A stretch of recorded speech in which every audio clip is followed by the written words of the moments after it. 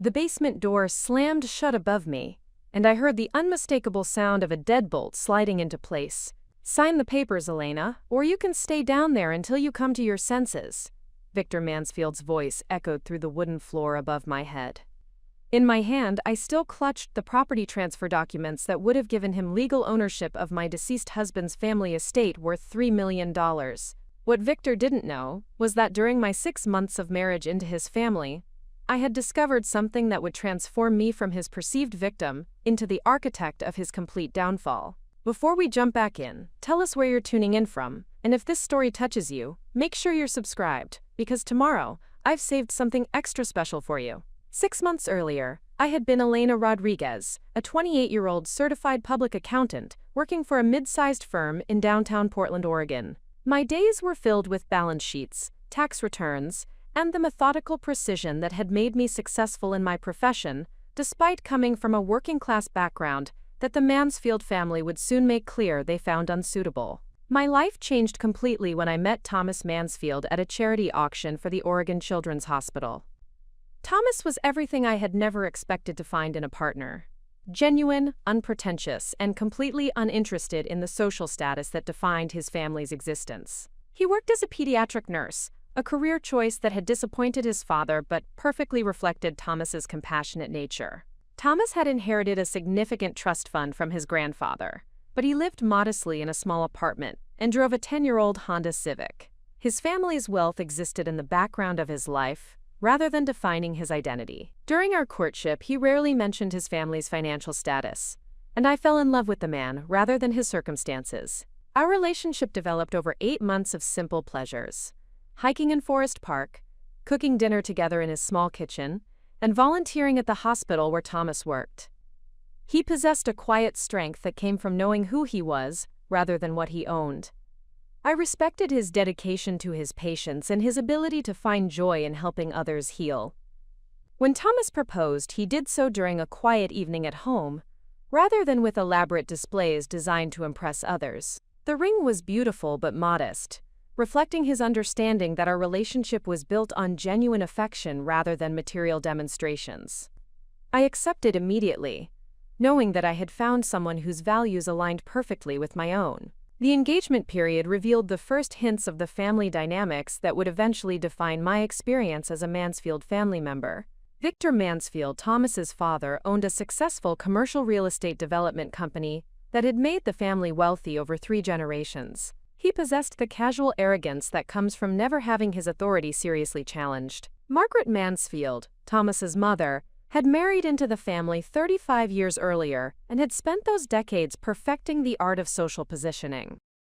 She served on multiple charity boards, hosted elaborate dinner parties, and maintained the family's reputation within Portland's established social circles. Her entire identity centered on her position as the wife of a successful businessman and mother of accomplished children. Our first family dinner occurred 3 weeks after our engagement, and it established the pattern that would govern all future interactions with Thomas's parents. The Mansfield estate occupied 5 acres in the West Hills, with a main house that seemed designed more to intimidate visitors than to provide comfortable living space. Every detail communicated wealth and status, from the circular driveway lined with imported stone to the formal gardens maintained by a professional landscaping service.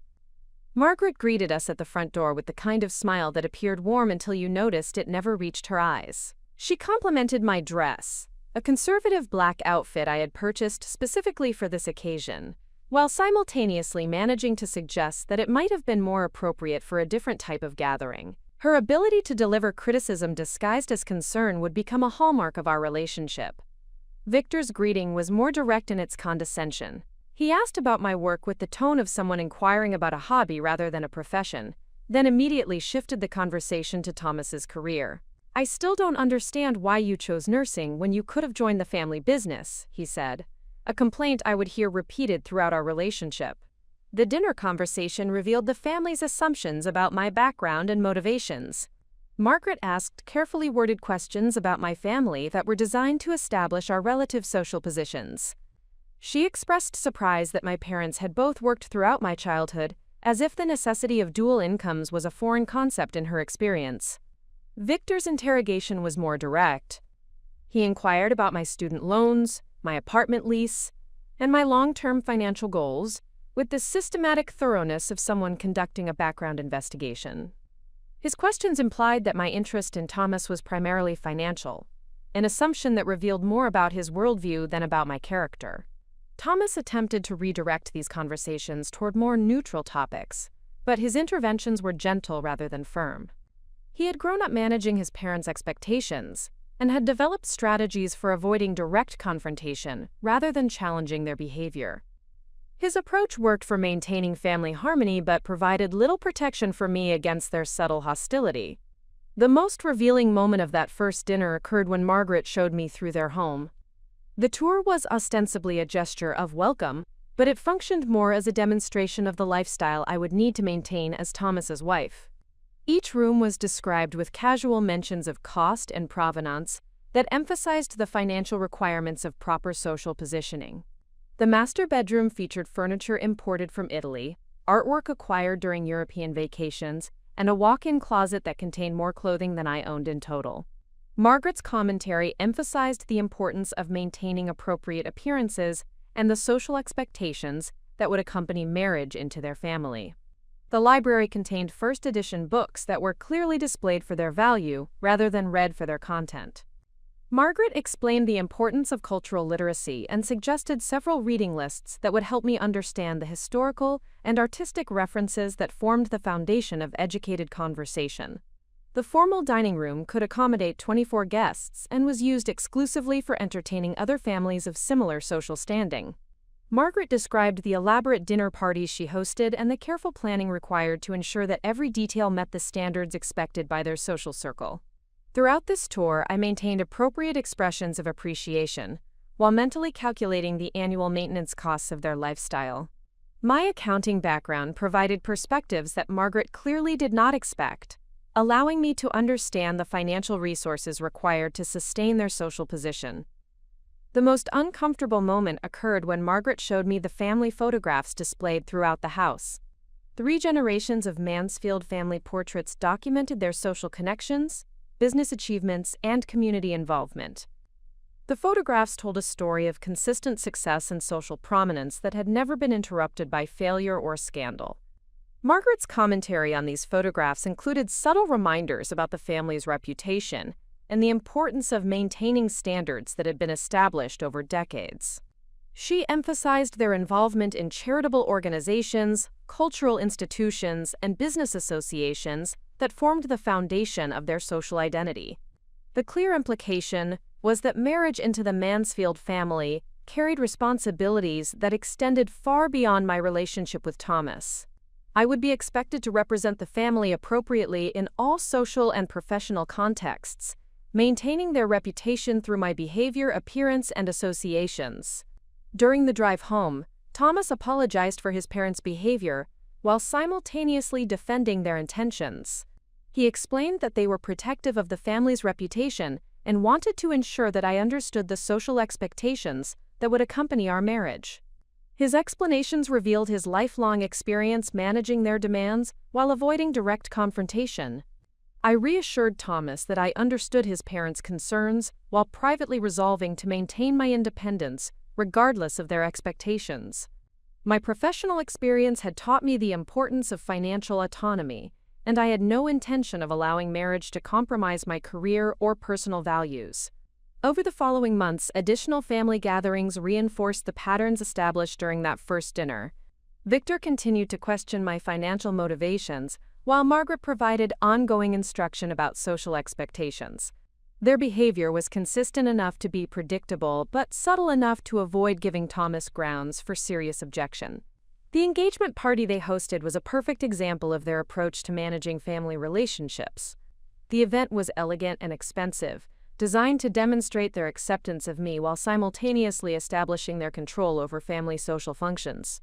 Every detail was chosen by Margaret without consulting my preferences, creating a celebration that reflected their taste rather than our relationship.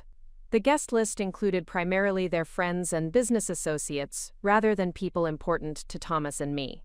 The menu, decorations, and entertainment were selected to impress their social circle rather than create meaningful celebration of our engagement. I spent the evening being introduced to people who knew nothing about me except my role as Thomas's fiancée. The most significant revelation during this period was my growing awareness of Thomas's passivity in managing his parents' behavior.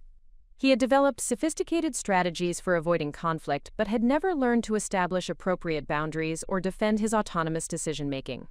His approach to family relationships prioritized harmony over accountability. This dynamic became particularly problematic when discussions turned to wedding planning. Margaret assumed control over most decisions while Thomas deferred to her preferences, rather than supporting my input. The result was a wedding that reflected the Mansfield family's social requirements, rather than our personal preferences for the celebration. Despite these challenges, my relationship with Thomas remained strong. His genuine affection and moral character provided a solid foundation that could withstand his family's attempts to undermine my confidence or position within their social structure. I focused on our shared values rather than external pressures, while maintaining my professional independence. My career continued to flourish during this period, providing both financial security and professional satisfaction that insulated me from complete dependence on Thomas's family approval. My expertise in accounting and tax law had earned recognition from colleagues and clients, creating opportunities for advancement that were independent of my personal relationships. This professional success became particularly important as I began to understand the Mansfield family's assumptions about my future role. They expected that marriage would transform me into a traditional wife whose primary responsibilities centered on supporting Thomas's career and maintaining their social position. They had not anticipated that I would continue pursuing my own professional goals with the same dedication that had brought me success before marriage. The wedding itself was a beautiful event that showcased Margaret's planning skills and the family's financial resources. Every detail was executed flawlessly, from the flower arrangements to the musical selections to the reception venue. The celebration was elegant and memorable, creating positive experiences for all attendees while demonstrating the Mansfield family's social sophistication. Preparing and narrating this story took us a lot of time, so if you are enjoying it, subscribe to our channel. It means a lot to us. Now back to the story. However, the wedding also reinforced my understanding of the family dynamics that would define my married life. I was celebrated as Thomas's wife rather than recognized as an individual with my own achievements and aspirations. The social positioning was subtle but unmistakable, establishing my role within their existing family structure rather than acknowledging the changes that marriage would bring to their established patterns. Our honeymoon provided a welcome respite from family pressures and social expectations. Thomas and I traveled to Costa Rica, where we could focus on our relationship without external distractions. The experience reminded me why I had fallen in love with him, and reinforced my confidence that our marriage could succeed despite his family's attempts to create division between us. Upon returning from our honeymoon, we established our home in a modest house that reflected our shared values rather than external expectations. Thomas supported my decision to maintain my career while building our life together according to our own priorities. This independence became crucial, as his family's true expectations for my behavior became increasingly apparent. The first major conflict occurred when I declined Margaret's invitation to join her charity board. She had assumed that marriage would automatically make me available for the volunteer commitments that she considered essential for maintaining proper social position. My explanation that my professional responsibilities prevented extensive volunteer involvement was met with surprised disapproval. Victor's reaction was more direct. He suggested that Thomas's income was sufficient to support both of us comfortably, and questioned my commitment to our marriage if I prioritized career over family obligations. His assumption that financial security should automatically lead to professional retirement revealed fundamental misunderstandings about my values and aspirations. These early conflicts established the ongoing tension that would characterize my relationship with Thomas's parents throughout our marriage. They had expected compliance with their social expectations, while I was determined to maintain the independence that had brought me success and personal satisfaction. The most significant development during our first year of marriage was my growing awareness of the Mansfield family's financial and legal affairs. My accounting background provided perspectives that allowed me to understand aspects of their business operations that they discussed casually in my presence. assuming that I lacked the expertise to comprehend their significance. This knowledge would eventually prove crucial, but during our early marriage, it remained in the background of my consciousness as I focused on building a successful relationship with Thomas, while managing his family's social expectations. I had no way of knowing that this financial awareness would soon become the foundation for protecting myself against threats I could not yet imagine. The woman they considered unsuitable for their family was methodically observing and understanding their operations with professional expertise they had never bothered to recognize. Their casual dismissal of my intelligence would eventually become the source of their complete exposure and accountability. The second month of my marriage to Thomas Mansfield brought with it a deeper understanding of the complex financial and social ecosystem that governed his family's operations. What initially appeared to be simple wealth and social prominence revealed itself as a sophisticated network of business relationships, property holdings, and legal arrangements that had been carefully constructed over 3 generations. My professional background in accounting provided me with analytical tools that the Mansfield family never suspected I possessed. During family gatherings and social events, I found myself automatically processing the financial implications of their casual conversations about business deals, property investments, and estate planning strategies. Their assumption that my working-class background meant intellectual inadequacy created opportunities for observation that would prove invaluable. The Mansfield family's wealth originated with Thomas's great-grandfather, who had established a construction company during the post-World War II building boom in the Pacific Northwest. The company had evolved over decades into Mansfield Development Corporation, a commercial real estate empire that owned shopping centers, office buildings, and residential developments throughout Oregon and Washington. Victor Mansfield had inherited leadership of this enterprise and expanded it systematically through aggressive acquisition strategies and political connections that provided advantages in securing lucrative development contracts. His success came not just from business acumen but from understanding how to leverage relationships with city planners, zoning commissioners, and political figures who influenced development opportunities. Margaret Mansfield's role extended far beyond traditional social hosting to encompass strategic relationship management that supported the family's business interests. Her involvement in charitable organizations and cultural institutions provided access to other wealthy families whose cooperation was essential for major development projects.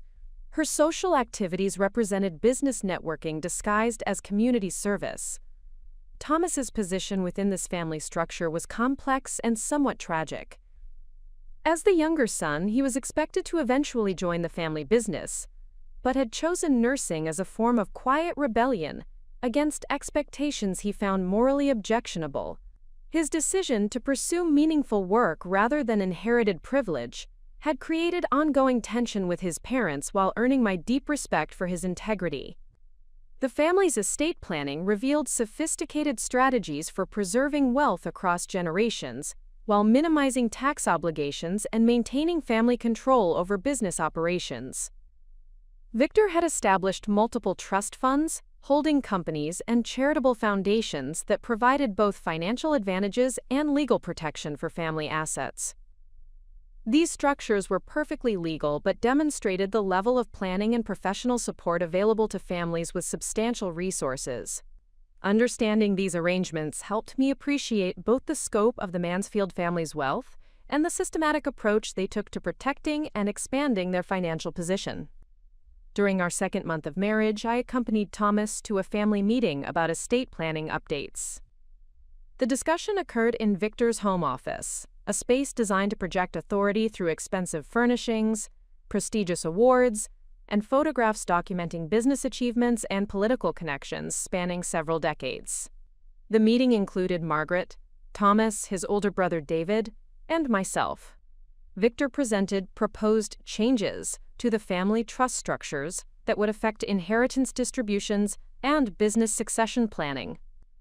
The discussion revealed complex financial arrangements that demonstrated sophisticated understanding of tax law and estate planning strategies. David Mansfield, who worked as the Chief Operating Officer of Mansfield Development Corporation, dominated much of the conversation with detailed analysis of the proposed changes and their implications for business operations. His command of technical details and strategic thinking demonstrated the intelligence and education that had prepared him to eventually assume leadership of the family enterprise. However, David's approach to business relationships revealed ethical flexibility that troubled me.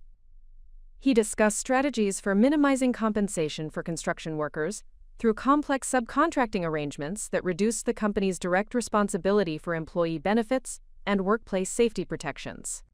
His casual attitude toward exploiting legal loopholes to avoid fair payment demonstrated moral priorities that conflicted sharply with Thomas's values. Margaret's contributions to the discussion focused on the social and charitable aspects of the proposed changes. She explained how certain trust modifications would enable increased donations to prestigious organizations while providing tax advantages that reduced the family's actual charitable investment.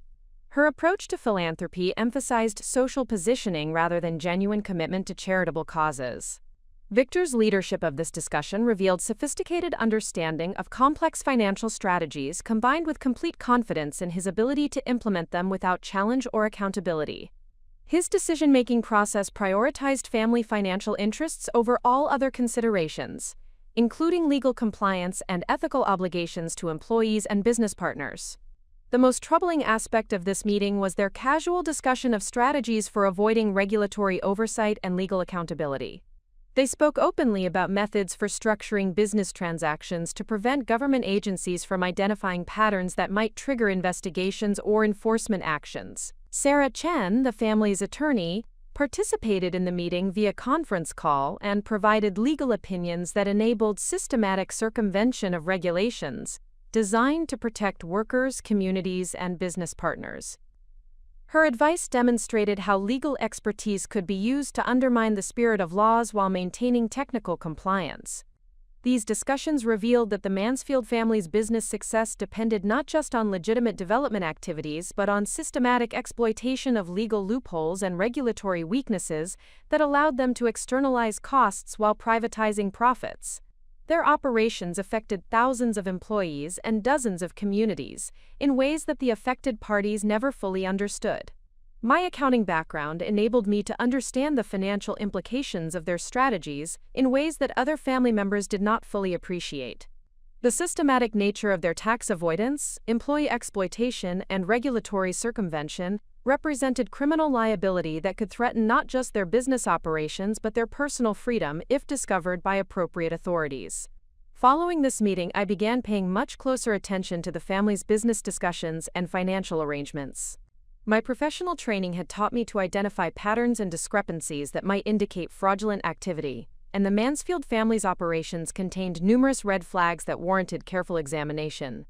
Over the following weeks, I observed additional family discussions about business operations that provided further insight into their systematic approach to exploiting workers and circumventing regulations.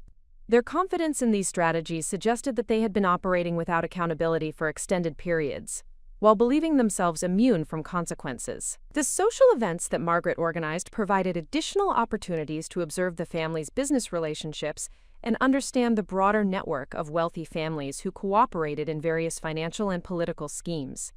These gatherings revealed systematic coordination among Portland's established elite that enabled mutual protection from accountability while maximizing shared financial benefits. The charity auction committee that Margaret chaired demonstrated how philanthropic activities were used to maintain social connections while providing tax advantages that reduced the actual cost of charitable contributions. The organizations they supported were carefully selected for their social prestige, rather than their effectiveness in addressing community needs. The country club membership that Victor maintained provided access to informal business discussions that occurred outside official corporate settings. These conversations revealed deal-making and political coordination that would never be documented in formal business records but significantly influenced development opportunities and regulatory decisions. The private school board where Margaret served offered another venue for relationship management and influence peddling that supported family business interests. Her involvement in educational governance provided access to other influential families while demonstrating community engagement that enhanced the family's social reputation. These observations helped me understand that the Mansfield family's success depended on a comprehensive network of relationships and arrangements that extended far beyond their direct business operations. Their wealth was sustained through systematic coordination with other privileged families who shared similar interests in maintaining their positions while avoiding accountability for the methods they used. My growing awareness of these dynamics was accompanied by increasing recognition of my own vulnerable position within the family structure. The estate planning discussions had made clear that family wealth was controlled entirely by Victor and would eventually transfer to David as the designated business successor. Thomas's inheritance would be substantial but limited, and my legal rights as his spouse were constrained by prenuptial agreements and trust structures that prioritized family control over spousal protections. The prenuptial agreement that Thomas had presented before our wedding contained provisions that I had not fully understood at the time of signing. My focus had been on demonstrating trust in our relationship, rather than protecting my individual financial interests. However, my improved understanding of the family's wealth structures revealed that these agreements provided me with much less protection than I had assumed. The trust arrangements governing Thomas's inheritance included provisions that could terminate his access to family resources if his marriage was deemed contrary to family interests. These clauses provided Victor with significant leverage over Thomas's decisions and created financial pressure that could be used to influence our relationship. My professional income, while sufficient for comfortable living, was substantially less than the lifestyle that Thomas had grown up expecting. This financial disparity created subtle pressure to maintain family relationships that provided access to resources necessary for sustaining our social position within their established circles. The realization of my financial vulnerability coincided with growing awareness of the family's questionable business practices. This combination created both personal insecurity and moral obligation that would eventually compel me to take action, despite the risks to my marriage and financial security. The most significant development during this period was my decision to begin systematic documentation of the family's business discussions and financial arrangements. My accounting training had taught me the importance of creating comprehensive records that could support legal action if necessary. I began maintaining detailed notes about conversations, dates, participants, and specific strategies that were discussed in my presence. This documentation process required careful balance between thoroughness and discretion. I needed to create comprehensive records without revealing my growing suspicions or triggering defensive reactions that would limit my access to information. The family's casual dismissal of my intellectual capabilities provided perfect cover for this systematic intelligence gathering. The knowledge I was accumulating about the Mansfield family's operations created both opportunity and responsibility. My unique position as an insider with professional expertise to understand their activities provided unprecedented access to evidence of systematic wrongdoing that affected thousands of workers and numerous communities. However, this knowledge also created moral obligations that would eventually require me to choose between my personal security and my ethical responsibilities to those being harmed by the family's business practices. The decision about whether and how to act on this information would define both my character and my future relationship with the family I had married into. The woman they considered intellectually inferior was systematically documenting criminal activities that they discussed openly in her presence, building a comprehensive record that would eventually provide the foundation for exposing their entire network of exploitation and corruption. Their arrogance in dismissing my capabilities was creating the very evidence that would ultimately ensure their accountability for decades of systematic wrongdoing. The third month of my marriage brought an unexpected revelation that would transform my understanding of the Mansfield family's operations.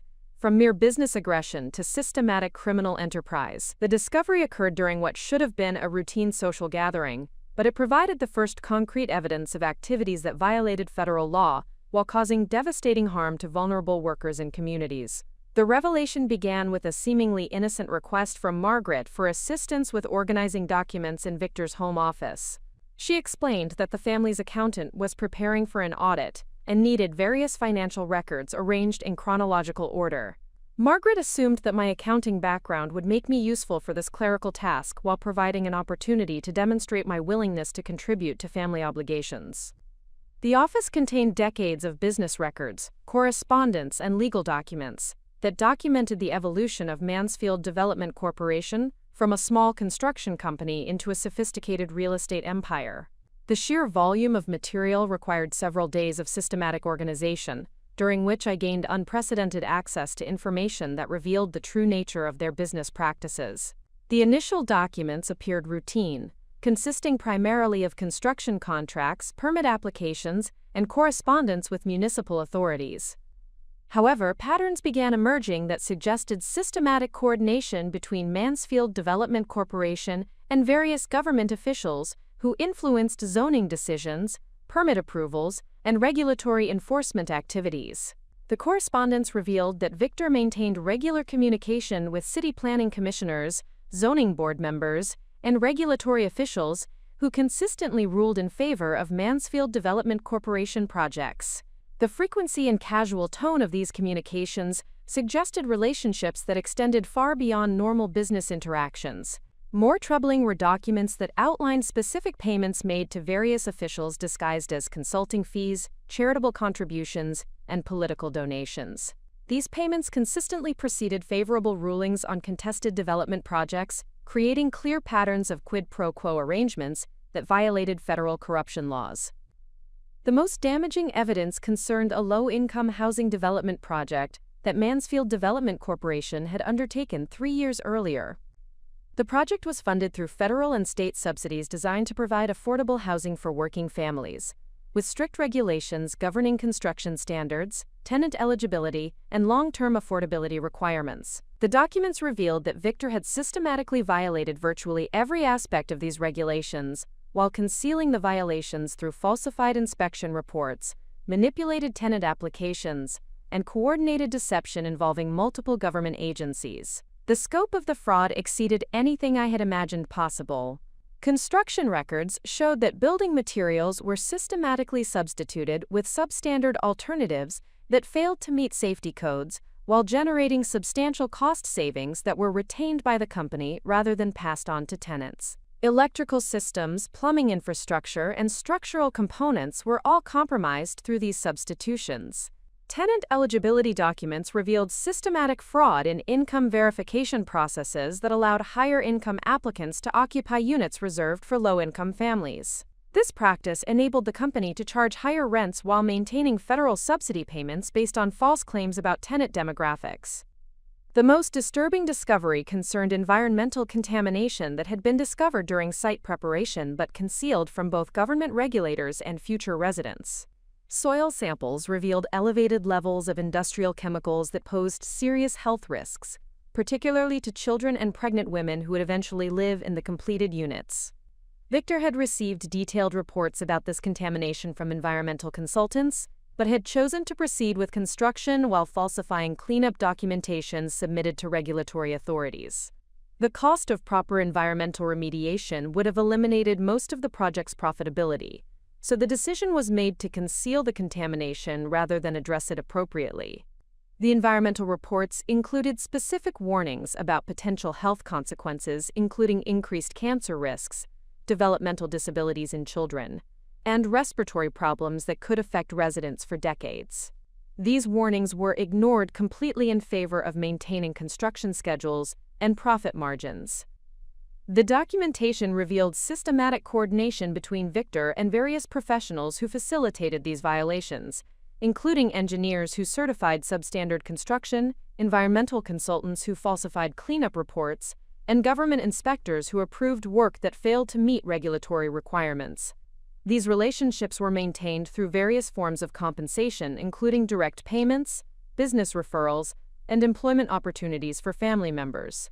The corruption network extended throughout the regulatory system that was supposed to protect public health and safety, while ensuring appropriate use of taxpayer resources. The completed housing development contained over 200 units that housed approximately 600 residents, including numerous families with young children. The residents had no knowledge of the environmental contamination, substandard construction, or systematic regulatory violations that affected their health and safety on a daily basis. My discovery of this information created an immediate moral crisis that would define the remainder of my relationship with the Mansfield family. The residents of this development were being systematically harmed through deliberate choices made by people who possessed both the resources to address the problems appropriately and the legal obligation to comply with safety regulations. The scope of the harm extended beyond immediate health risks to encompass long-term consequences that would affect these families for decades. Children exposed to environmental contamination during critical developmental periods would face increased risks of learning disabilities, behavioral problems, and various cancers throughout their lives. The financial fraud component of these violations had diverted millions of dollars in public resources away from their intended purpose of providing safe, affordable housing for working families. These resources could have been used to create genuinely beneficial developments that improved rather than threatened the health and welfare of residents. My accounting expertise enabled me to calculate the full scope of the financial fraud, which exceeded $12 million in federal and state subsidies that had been obtained through false representations and used for purposes that violated the terms of the funding agreements. This level of fraud constituted a serious federal crime carrying potential prison sentences of decades. The systematic nature of these violations demonstrated that they represented conscious criminal choices rather than inadvertent compliance failures. Victor and his co-conspirators had deliberately chosen to prioritize profits over public health while using sophisticated deception to avoid accountability for their actions. The documents also revealed that this housing development represented just one example of systematic fraud that characterized most of Mansfield Development Corporation's projects over the previous decade. Similar patterns of regulatory violations, environmental negligence, and financial fraud were evident in numerous other developments that had affected thousands of residents across multiple communities. The realization that I had married into a family whose wealth was built on systematic harm to vulnerable populations created profound emotional and ethical challenges that I struggled to process. Thomas's genuine compassion and moral integrity stood in stark contrast to his family's predatory business practices, creating cognitive dissonance that was difficult to reconcile. My initial instinct was to discuss these discoveries with Thomas and seek his guidance about appropriate responses. However, I quickly realized that involving him would create impossible conflicts between his loyalty to his family and his moral obligations to the victims of their criminal activities. Thomas's position as a healthcare professional created additional ethical obligations regarding the environmental health hazards that were affecting hundreds of families. His knowledge of these conditions would require him to take action that would inevitably damage his relationship with his parents, while potentially exposing him to legal liability for failing to report known health threats. The decision about whether and how to address these discoveries became a defining moment that would determine both my character integrity and my future relationship with the Mansfield family. The knowledge I possessed created moral obligations that could not be ignored without becoming complicit in ongoing harm to innocent families.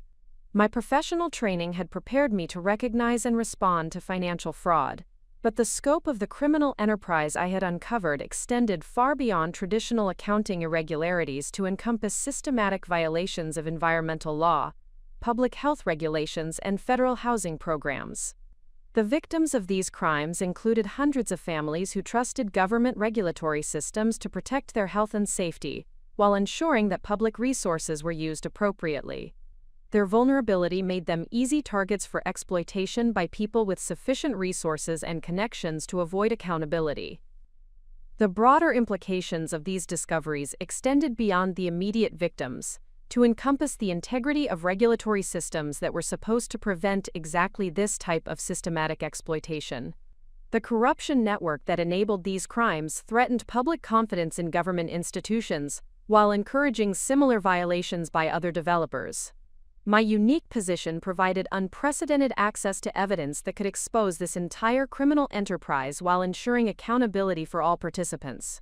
However, acting on this knowledge would require careful planning and strategic thinking that balanced effectiveness with personal safety. The systematic documentation I had begun during the previous month proved crucial for processing these discoveries. My detailed records of conversations, meetings, and business relationships provided context that helped me understand how the criminal activities were coordinated and concealed from potential oversight. The evidence I was accumulating represented the foundation for what could become one of the largest public corruption cases in the region's history.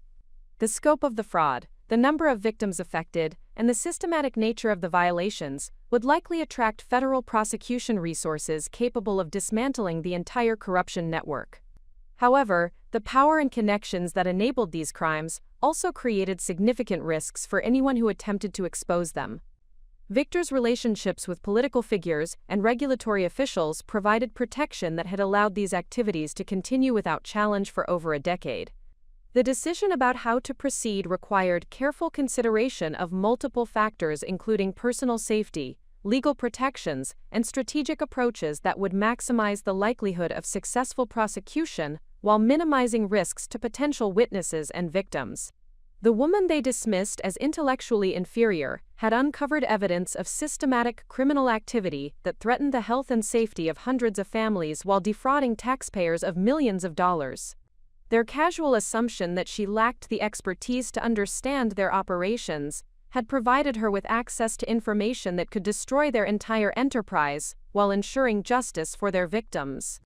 The 4th month of my marriage coincided with Thomas's sudden hospitalization, following a severe pneumonia that developed into complications requiring intensive care treatment.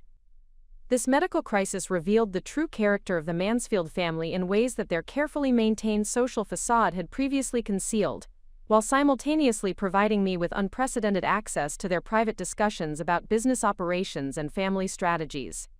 Thomas's condition deteriorated rapidly over a 3-day period, progressing from routine respiratory symptoms to life-threatening complications that required mechanical ventilation and specialized medical intervention. As his wife, I maintained a constant presence at the hospital while coordinating with his medical team and managing communication with concerned friends and colleagues. Victor and Margaret's response to their son's medical emergency revealed character traits that their public personas had successfully hidden. Rather than focusing exclusively on Thomas's recovery, they immediately began discussing the business and legal implications of his potential death, demonstrating priorities that shocked me with their calculated coldness. During our 2nd day at the hospital, while Thomas remained unconscious in the intensive care unit, Victor suggested that we use this time to review and update estate planning documents. He explained that medical emergencies provided appropriate motivation for addressing legal matters that families often postponed until circumstances made them urgent. Margaret supported this suggestion by emphasizing the importance of ensuring that all family members understood their legal obligations and inheritance expectations. She described estate planning as a responsible family activity that demonstrated maturity and forward-thinking rather than morbid preoccupation with death. Their approach to discussing Thomas's potential death while he fought for his life revealed a level of emotional detachment that I found deeply disturbing. They spoke about inheritance distributions, business succession planning, and legal document updates, with the same casual efficiency they brought to discussing dinner party arrangements or vacation planning. The attorney they summoned to the hospital was Harrison Webb, a specialist in estate planning and tax law who had served the Mansfield family for over 20 years. Webb's immediate availability and willingness to conduct business in a hospital setting suggested that such arrangements were routine rather than exceptional circumstances. The legal documents that Webb presented for review revealed sophisticated strategies for minimizing estate taxes while maintaining family control over business operations across multiple generations. These arrangements demonstrated careful planning and substantial legal expertise, but they also contained provisions that would effectively disinherit Thomas's spouse in the event of his death. The trust structures governing Thomas's inheritance included clauses that transferred his assets to his parents' control if he died without children, regardless of his marital status. These provisions meant that my legal rights as his surviving spouse would be extremely limited, leaving me financially vulnerable despite the substantial value of his individual inheritance. Webb explained these arrangements with professional detachment, while Victor and Margaret nodded approvingly, clearly satisfied with legal protections that would preserve family wealth, even in the tragic circumstance of losing their son. Their focus on financial preservation rather than emotional support during this medical crisis revealed priorities that I found morally reprehensible. The discussion also revealed that similar protective clauses existed in David's estate planning documents, ensuring that family wealth would remain under parental control, regardless of the children's marital choices or personal circumstances. These arrangements demonstrated systematic planning to prevent outside influence over family financial resources.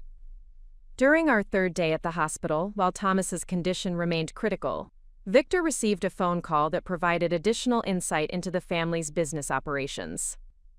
The conversation concerned a construction project that was experiencing worker safety violations and regulatory scrutiny that threatened project completion schedules.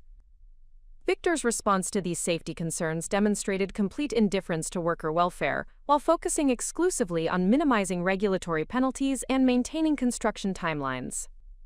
He instructed his project manager to implement cosmetic safety improvements that would satisfy inspectors, while avoiding costly measures that would provide genuine worker protection. The conversation revealed that worker injuries were considered routine business expenses rather than moral failures requiring immediate correction. Victor discussed workers' compensation claims with the same casualness that other executives might use for discussing office supply costs or equipment maintenance expenses. Margaret's contribution to this conversation focused on managing potential negative publicity rather than addressing underlying safety problems. She suggested strategies for controlling media coverage and community relations that would minimize damage to the family's social reputation while avoiding meaningful operational changes. Their approach to worker safety violations revealed systematic prioritization of profits over human welfare that characterized all aspects of their business operations.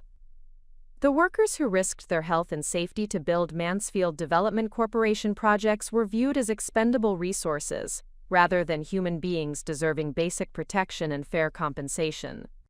The phone conversation also revealed coordination with other construction companies that use similar strategies for avoiding regulatory compliance while maintaining profitability. This coordination suggested industry-wide systematic violations that affected thousands of workers across numerous projects throughout the region. Over the following days, as Thomas's condition gradually improved, I observed additional family discussions that revealed the scope and sophistication of their criminal enterprise.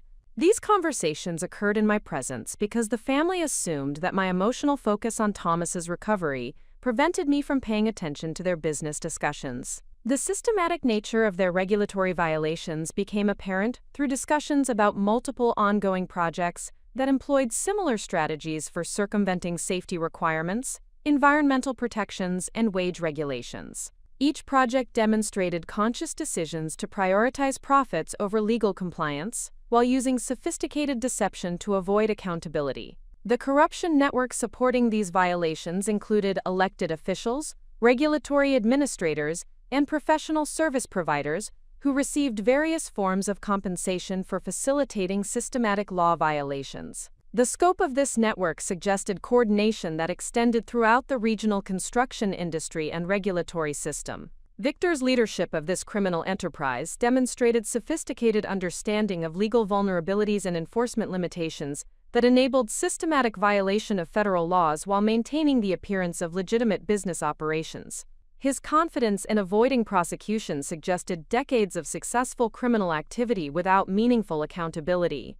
Margaret's role in managing social and political relationships provided essential support for the criminal enterprise by maintaining the family's reputation while cultivating relationships with influential figures who could provide protection from regulatory scrutiny and legal consequences.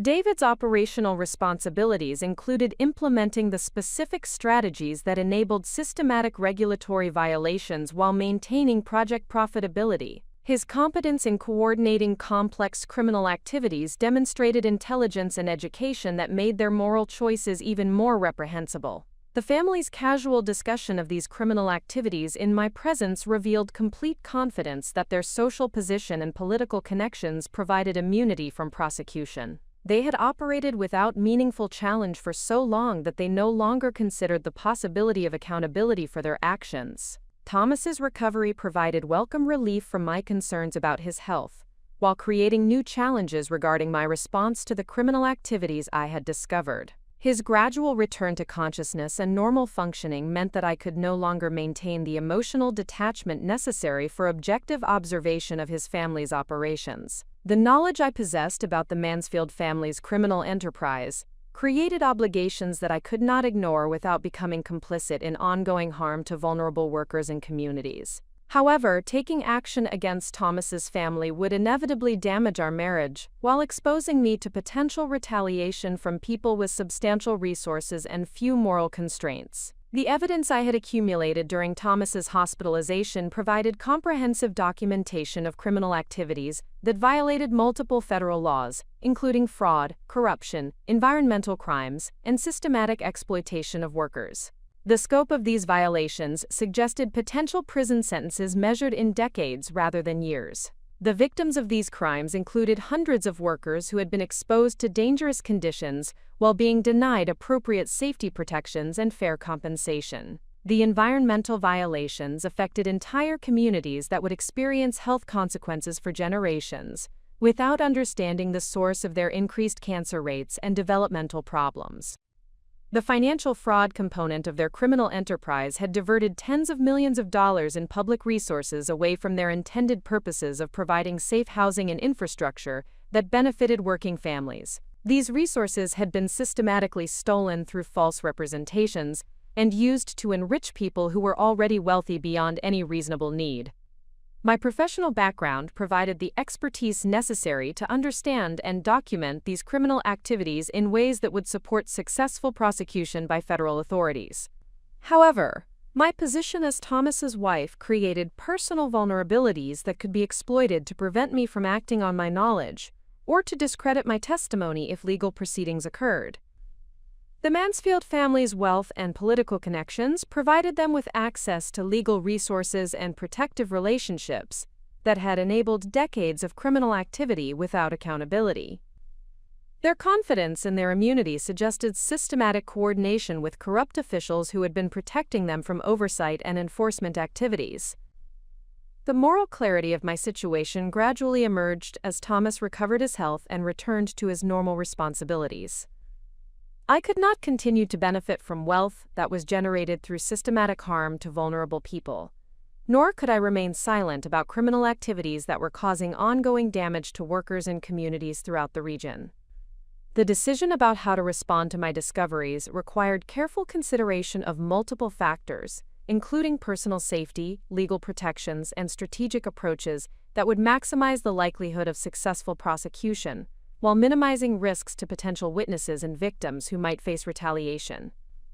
My accounting profession had provided training in recognizing and reporting financial fraud, but the scope of the criminal enterprise I had uncovered extended far beyond traditional white-collar crime to encompass systematic violations of environmental law, worker safety regulations, and public corruption that required federal prosecution resources. The evidence I possessed represented the foundation for dismantling a criminal enterprise that had operated with impunity for decades, while causing systematic harm to vulnerable populations. However, the power and connections that enabled these crimes also created substantial risks for anyone who attempted to expose them. The woman they considered intellectually and socially inferior had gained access to evidence that could destroy their entire criminal enterprise, while ensuring accountability for decades of systematic exploitation. Their assumption that emotional stress prevented me from understanding their business discussions had provided me with comprehensive documentation of criminal activities that violated numerous federal laws. The challenge ahead required transforming this evidence into effective legal action while protecting myself from retaliation and ensuring that the victims of their crimes received appropriate compensation and protection from future harm. The scope of the criminal enterprise demanded systematic response that addressed all aspects of their operations while preventing them from continuing to victimize vulnerable workers and communities. Following Thomas's recovery and return home, I embarked on the most challenging phase of my investigation, systematically documenting the Mansfield family's criminal enterprise with the thoroughness and precision necessary to support federal prosecution. This process required balancing my normal responsibilities as Thomas's wife with covert evidence collection activities that demanded extraordinary care to avoid detection. My accounting background had prepared me for complex financial analysis, but building a criminal case required expertise in areas far beyond traditional bookkeeping. I began studying federal laws governing public corruption, environmental crimes, and fraud prosecution to understand the evidentiary standards necessary for successful conviction of sophisticated white-collar criminals. The legal research revealed that prosecuting complex criminal enterprises required extensive documentation that established not only individual criminal acts, but also systematic patterns demonstrating conscious intent to violate federal laws. The evidence needed to show coordination among multiple participants while proving that criminal activities were ongoing rather than isolated incidents. Federal prosecutors preferred cases supported by comprehensive documentation, including financial records, communication intercepts, witness testimony, and physical evidence that demonstrated the scope and systematic nature of criminal activities. Building such a case required access to information that the Mansfield family controlled, while maintaining the appearance of normal family relationships. My position within the household provided unprecedented access to private discussions, confidential documents, and business communications that would be impossible for external investigators to obtain. However, exploiting this access required sophisticated strategies for evidence collection that avoided triggering defensive reactions that would compromise the investigation. The first challenge involved establishing secure methods for documenting and storing evidence without creating discoverable records that could alert the family to my activities. Traditional documentation methods, such as written notes or computer files, would be vulnerable to discovery during routine household activities or deliberate searches if suspicions arose. I developed a comprehensive system using encrypted digital storage combined with physical evidence preservation techniques that provided multiple layers of security.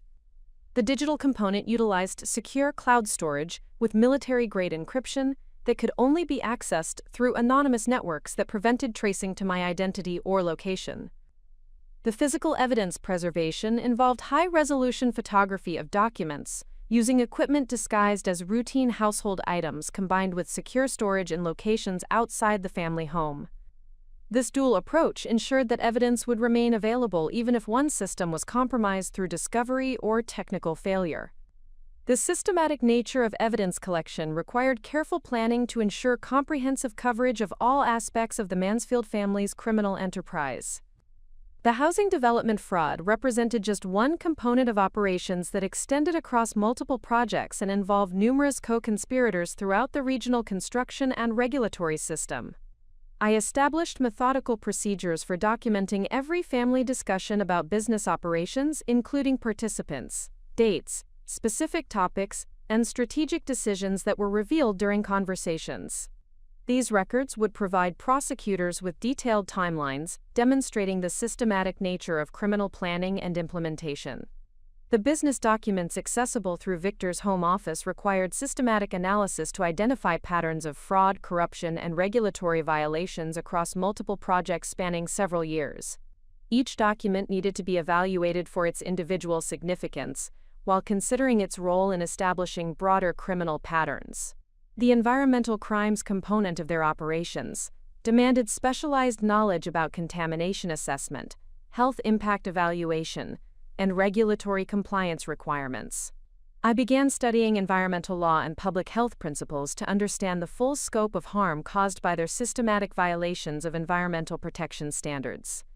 The worker safety violations required analysis of occupational health regulations, injury reporting requirements, and workers' compensation systems that had been systematically manipulated to reduce costs while exposing employees to dangerous conditions. Understanding these systems enabled me to document both the immediate harm to workers and the long-term consequences of systematic safety violations.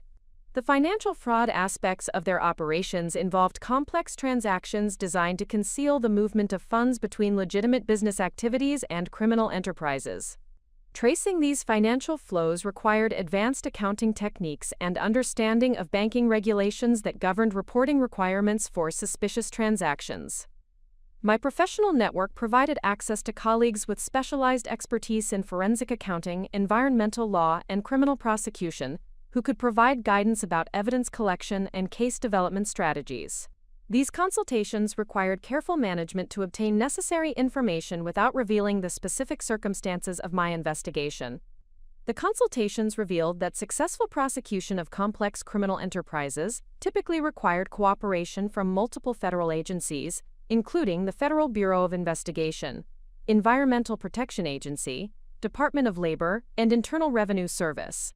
Each agency possessed specialized expertise and enforcement authority necessary for addressing different aspects of systematic criminal activity. Coordination among these agencies demanded evidence packages that demonstrated clear violations of their respective jurisdictional authorities, while establishing connections that supported comprehensive prosecution of all participants in the criminal enterprise. Building such evidence packages required understanding of each agency's priorities and procedural requirements. The timeline for completing this evidence collection process extended far beyond my initial expectations. The scope of the Mansfield family's criminal activities and the sophisticated methods they used to conceal their operations required months of systematic investigation to document adequately for prosecution purposes. The emotional toll of maintaining normal family relationships while conducting covert investigation activities created psychological challenges that I had not anticipated.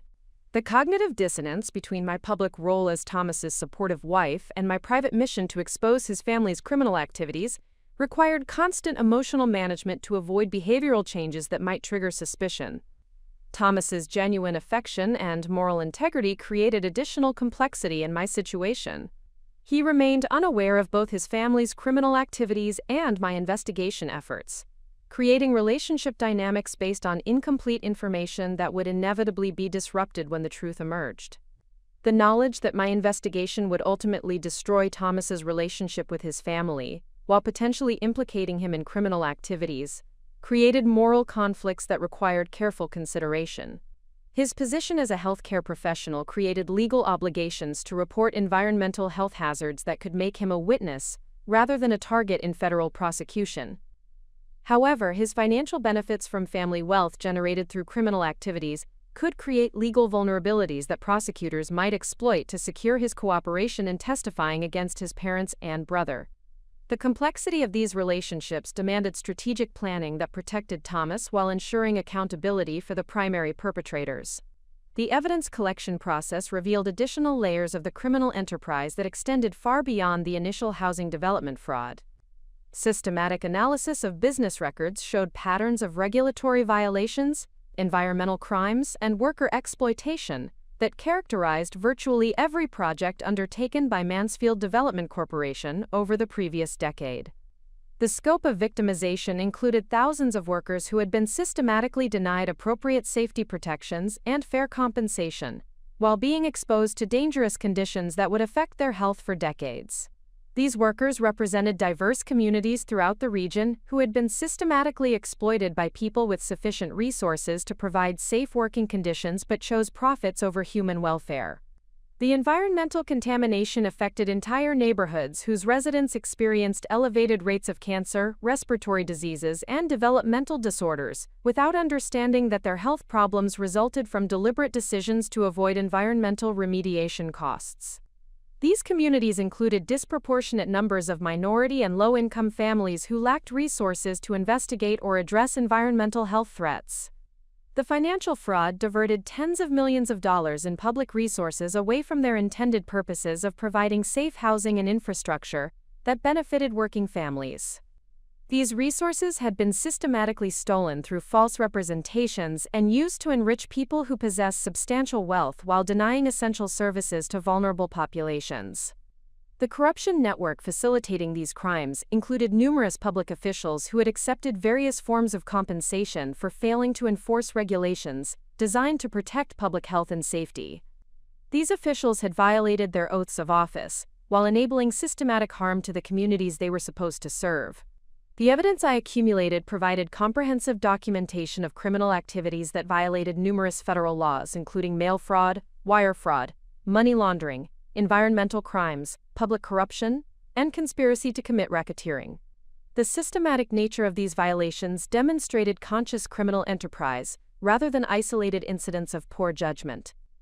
The challenge of transforming this evidence into effective prosecution required careful consideration of multiple strategic factors, including witness protection, evidence preservation, and coordination with federal authorities who possess necessary resources and legal authority to address crimes of this magnitude and complexity. The power and political connections that had enabled the Mansfield family's criminal activities for decades also created substantial risks for anyone who attempted to expose their operations. Their network of corrupt officials and professional associates provided early warning systems and protective resources that could be used to prevent prosecution or retaliate against witnesses. My unique position as a family insider provided advantages that external investigators could not duplicate. But it also created vulnerabilities that could be exploited to discredit my testimony or prevent me from accessing legal protections available to traditional whistleblowers.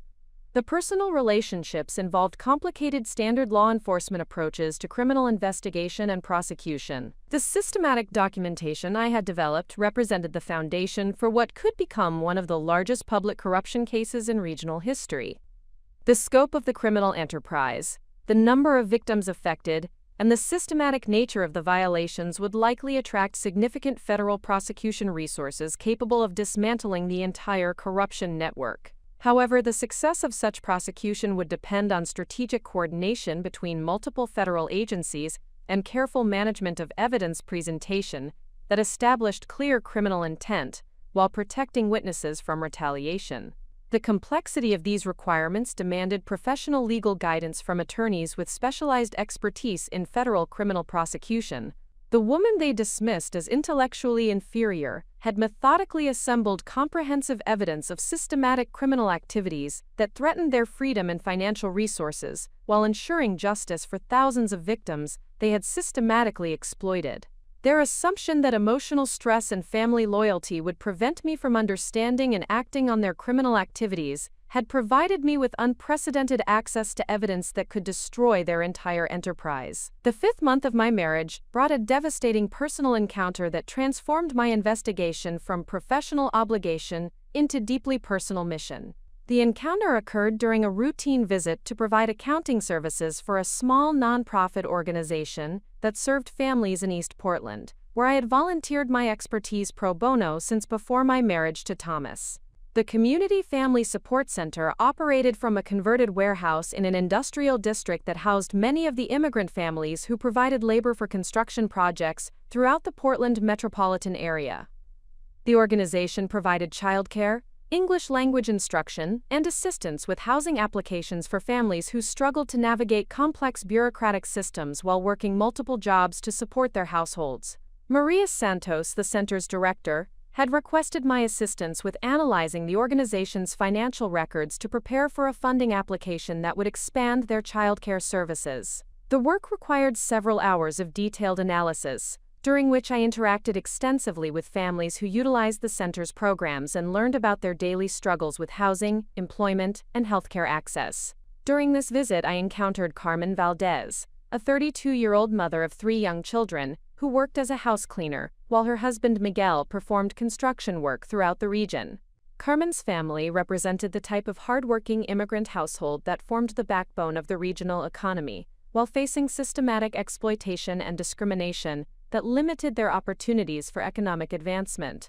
Carmen's youngest child, 4-year-old Sophia, had been experiencing persistent respiratory problems and developmental delays that created significant medical expenses and required specialized educational services.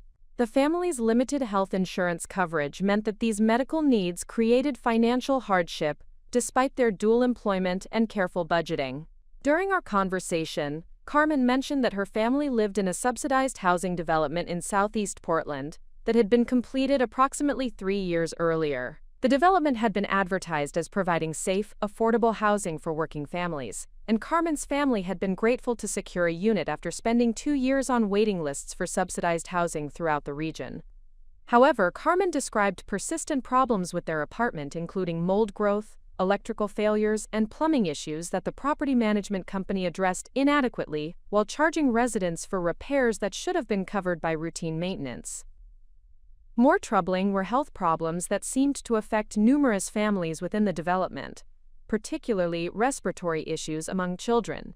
As Carmen provided more details about their housing situation, I realized with growing horror that her family lived in the East Side Garden Apartments. The subsidized housing development that I had discovered in Victor's files was built with systematically substandard materials over contaminated soil, while federal and state housing subsidies were diverted through fraudulent financial arrangements. The respiratory problems affecting Sophia and other children in the development were directly caused by the environmental contamination that Victor had concealed during construction. The mold growth resulted from plumbing systems installed with substandard materials that failed to meet building codes. The electrical problems reflected systematic cost-cutting that prioritized profits over resident safety. Carmen's family and their neighbors were experiencing the direct consequences of criminal decisions made by people who possessed both the resources to provide safe housing and the legal obligation to comply with safety regulations. The health problems affecting their children would continue throughout their lives, while the financial costs of medical treatment would burden families who already struggled with basic economic security. The realization that my husband's family wealth was directly generated through systematic harm to families like Carmen's created emotional and moral challenges that I struggled to process. These were not abstract victims, but real people whose children were being damaged by deliberate choices made by people I saw regularly at family dinners and social gatherings. Sophia's developmental delays and respiratory problems were caused by environmental contamination that Victor had discovered during site preparation, but concealed from residents and regulatory authorities to avoid remediation costs that would have reduced project profitability.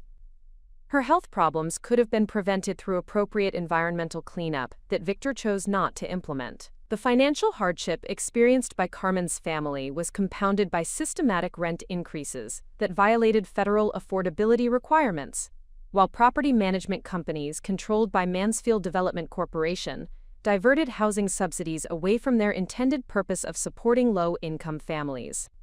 The plumbing and electrical problems that created daily inconvenience and safety hazards for residents resulted from systematic substitution of substandard materials that failed to meet building codes, while generating cost savings that were retained by the company rather than used to benefit residents.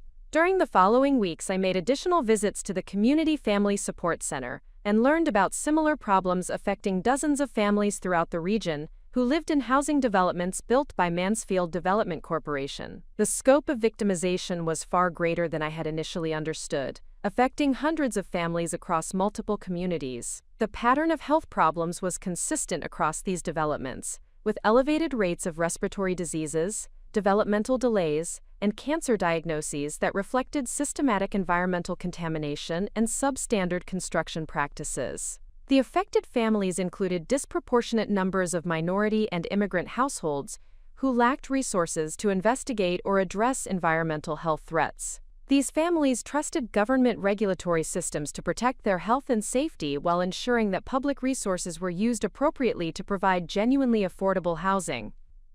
Their vulnerability made them easy targets for exploitation by people with sufficient resources and political connections to avoid accountability for systematic violations of environmental and housing regulations. The emotional impact of learning about these victims transformed my understanding of the moral dimensions of my investigation. These were not theoretical violations of abstract regulations, but systematic harm to vulnerable families, whose children would suffer lifelong consequences from criminal decisions made by people who possessed the resources to provide safe housing but chose profits over human welfare. The knowledge that my comfortable lifestyle was supported by wealth generated through systematic harm to families, like Carmen's, created psychological conflicts that affected every aspect of my daily life. I could no longer participate in family dinners or social gatherings without thinking about the children whose health had been damaged to pay for the expensive food and luxury accommodations. The contrast between the Mansfield family's casual discussions of business profits and the reality of their impact on vulnerable families created cognitive dissonance that required constant emotional management. Their ability to compartmentalize the human consequences of their criminal activities revealed moral callousness that I found increasingly difficult to tolerate. Thomas's genuine compassion and dedication to helping sick children through his nursing career stood in stark contrast to his family's systematic harm to vulnerable families. His professional commitment to protecting child welfare was being undermined by his financial dependence on wealth generated through activities that damaged children's health and development. The complexity of these relationships created profound challenges for maintaining normal family interactions, while planning actions that would inevitably destroy Thomas's relationship with his parents and potentially implicate him in criminal activities. His position as a healthcare professional created legal obligations to report environmental health hazards that could make him a witness in federal prosecution. However, his financial benefits from family wealth generated through criminal activities could create legal vulnerabilities that prosecutors might exploit to secure his cooperation in testifying against his parents and brother. The uncertainty about Thomas's legal status created additional moral complexity in planning my response to the criminal activities I had documented. The victims I encountered through the Community Family Support Center represented thousands of families throughout the region who had been systematically exploited through housing fraud, environmental crimes, and worker safety violations. Their stories provided human context that transformed abstract legal violations into personal narratives of systematic harm and institutional betrayal. The children affected by environmental contamination would experience health consequences throughout their lives, including increased risks of cancer, learning disabilities, and respiratory diseases that would limit their educational and employment opportunities. These health impacts would perpetuate cycles of poverty while creating medical expenses that burdened families who already struggled with basic economic security. The financial fraud component of these crimes had diverted millions of dollars in public resources away from their intended purpose of providing safe, affordable housing for working families. These resources could have been used to create genuinely beneficial developments that improved rather than threatened the health and welfare of vulnerable families. The systematic nature of these violations demonstrated conscious criminal choices that prioritized profits over human welfare, while using sophisticated deception to avoid accountability. The scope of harm extended across multiple communities and would continue affecting victims for decades without intervention from federal authorities, with resources necessary to address crimes of this magnitude.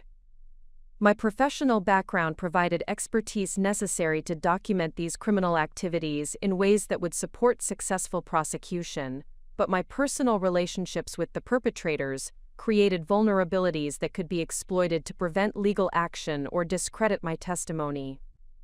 The challenge required strategic planning that balanced effectiveness with personal safety while protecting potential witnesses from retaliation. The evidence I had accumulated represented the foundation for comprehensive prosecution of systematic criminal enterprise that had operated with impunity for years while causing devastating harm to vulnerable populations.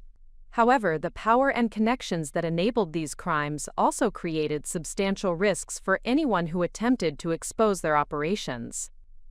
The moral clarity of my situation had crystallized through direct contact with victims whose lives had been systematically damaged by criminal activities that generated the wealth I benefited from through marriage. I could no longer remain silent about these crimes, without becoming complicit in ongoing harm to innocent families whose children deserved protection from systematic exploitation. The decision about how to proceed required careful consideration of multiple factors, including victim protection, witness safety, and strategic approaches that would maximize the likelihood of successful prosecution, while minimizing risks to vulnerable families who might face retaliation from people with substantial resources and few moral constraints. The woman they dismissed as socially inferior had gained direct knowledge of the human consequences of their criminal activities, while building comprehensive evidence that could ensure accountability for systematic harm to thousands of vulnerable families. Their assumption that emotional attachment to family relationships would prevent me from acting on my moral obligations had underestimated the power of personal encounters with their victims to transform professional investigation into passionate commitment to justice. The 6th month of my investigation revealed the full scope of the corruption network that enabled and protected the Mansfield family's criminal enterprise. This discovery occurred through my systematic analysis of business correspondence and financial records that documented relationships extending throughout the regional construction industry, regulatory system, and political establishment. The revelation began during my examination of Victor's private correspondence files, which contained communications spanning over 15 years with various government officials, business associates, and professional service providers. The volume and systematic nature of these communications demonstrated coordination that extended far beyond isolated instances of regulatory non-compliance to encompass comprehensive corruption of oversight systems designed to protect public health and safety. The correspondence revealed that Victor maintained regular communication with key officials in multiple government agencies, including the Oregon Department of Environmental Quality, Portland Bureau of Development Services, Oregon Construction Contractors Board, and various municipal planning departments throughout the metropolitan region. These relationships were maintained through systematic provision of financial benefits disguised as consulting fees, charitable contributions, and business opportunities for family members. Environmental Protection Agency Regional Administrator Janet Morrison had received over $200,000 in consulting payments from shell companies controlled by Mansfield Development Corporation over a 10-year period. These payments consistently preceded favorable rulings on environmental impact assessments and contamination remediation requirements that saved the company millions of dollars in cleanup costs while exposing communities to dangerous health hazards.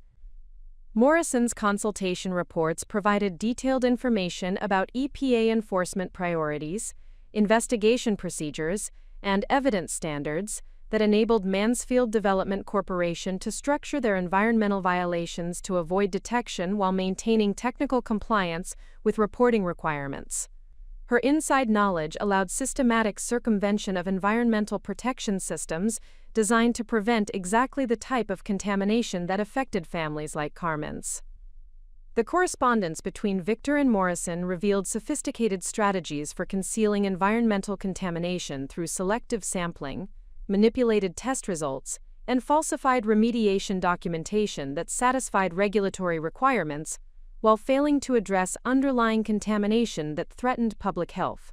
These strategies had been employed across dozens of development projects throughout the region. Portland Bureau of Development Services Building Inspector Robert Chen had received substantial financial benefits through employment opportunities for his adult children and preferential treatment in city contracting processes managed by companies affiliated with Mansfield Development Corporation. These benefits were provided in exchange for systematic approval of construction work that failed to meet building codes while avoiding documentation that would trigger enforcement actions. Chen's inspection reports consistently certified substandard electrical systems, plumbing installations, and structural modifications that created safety hazards for residents while generating cost savings that enhanced project profitability. The systematic nature of these approvals enabled widespread construction fraud that affected thousands of housing units throughout the metropolitan area. The correspondence revealed that Chen provided advance notice of planned inspections while coordinating with construction supervisors to ensure that safety violations were temporarily concealed during official visits.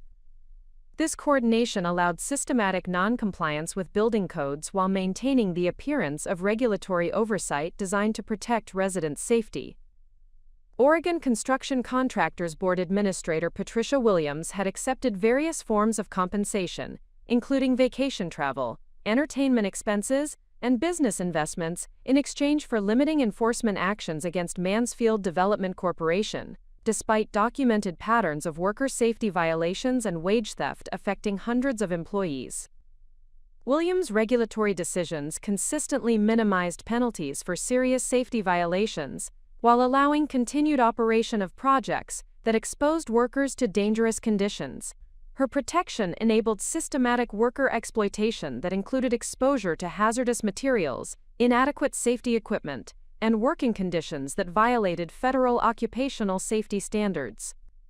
The correspondence documented Williams' coordination with company officials to structure violation settlements that avoided publicity while minimizing financial impact on company operations. These arrangements prioritized regulatory convenience over worker protection while enabling continued systematic violations of safety regulations designed to prevent workplace injuries and deaths. Municipal planning officials in Portland, Beaverton, Lake Oswego, and Tigard had received various benefits including campaign contributions, entertainment expenses, and business referrals in exchange for favorable zoning decisions and permit approvals that enabled development projects in areas where environmental or infrastructure limitations should have prevented construction. These officials consistently approved variance requests and permit modifications that circumvented zoning restrictions designed to protect community welfare, while enabling development projects that generated substantial profits through systematic regulatory circumvention. Their decisions affected comprehensive planning processes that were supposed to balance development opportunities with community protection. The zoning approvals enabled construction in areas with known environmental contamination, inadequate infrastructure capacity, and geological instability that created long-term risks for residents and neighboring communities. These approvals prioritize short-term development profits over sustainable community planning, while exposing residents to preventable hazards. The corruption network extended beyond individual government officials to encompass systematic coordination among multiple construction companies that shared strategies for regulatory circumvention while dividing market territories to limit competitive pressures that might encourage legal compliance. This coordination constituted systematic racketeering that affected the entire regional construction industry. Competing construction companies maintained regular communication about regulatory enforcement activities, inspector assignments, and compliance strategies that enabled industry-wide systematic violations of environmental, safety, and wage regulations. This coordination prevented market-based incentives for legal compliance, while ensuring that systematic violations remained profitable across the industry. The price-fixing arrangements among these companies eliminated competitive pressures that might have encouraged investment in worker safety, environmental protection, and regulatory compliance. These arrangements artificially inflated construction costs, while ensuring that savings from regulatory violations were retained as profits, rather than passed on to consumers through lower prices. Professional service providers, including attorneys, accountants, and environmental consultants, had developed specialized expertise in facilitating systematic regulatory violations while maintaining plausible legal defenses that minimized prosecution risks. These professionals received premium compensation for services that enabled criminal activities while providing legal protection for their clients.